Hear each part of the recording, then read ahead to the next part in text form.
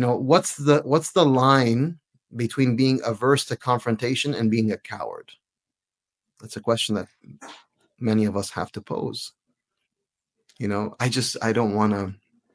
I remember someone once who was in a position of influence and could really, like, this particular brother's status and position could have resolved a big problem, a big issue. It was a big test.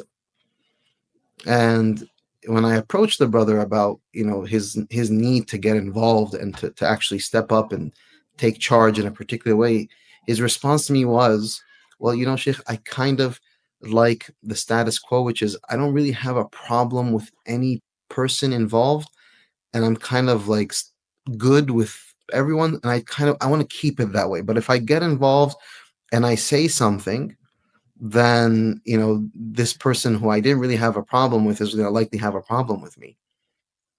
And I said, subhanallah, if the Prophet Muhammad operated on your logic, he would have never introduced Islam into society, because all that the Prophet ﷺ went through by introducing the truth was hardship, was people turning on him, was his own family members and those who loved him and respected him turned on him strong. Why? Because he introduced the truth. He stood up. He had courage. He was brave.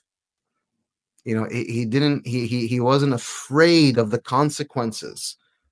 And so being courageous and not a coward is a virtue that as Muslims we have to appreciate. That's why the Prophet ﷺ says, Al-mu'minu al-qawi khayrun wa ahabbu ila Allahi min al-mu'min al-da'if, that the strong believer is better and more beloved to Allah than a weak believer. Wa fi kullin khayr, in all there is goodness, because all are believers. But the strong, courageous believer, what the goodness that's facilitated through them, not just for that person themselves, but for society at large, for the family.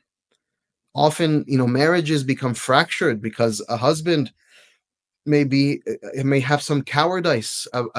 He could be a coward towards his wife, a coward towards his mom, a coward towards his, and this happens often. I don't want to I don't know how. I'm afraid of what the consequences if I were. No, we need strong, competent, courageous individuals so that there's good governance, so that you can actually bring a harmony into a home, into a family.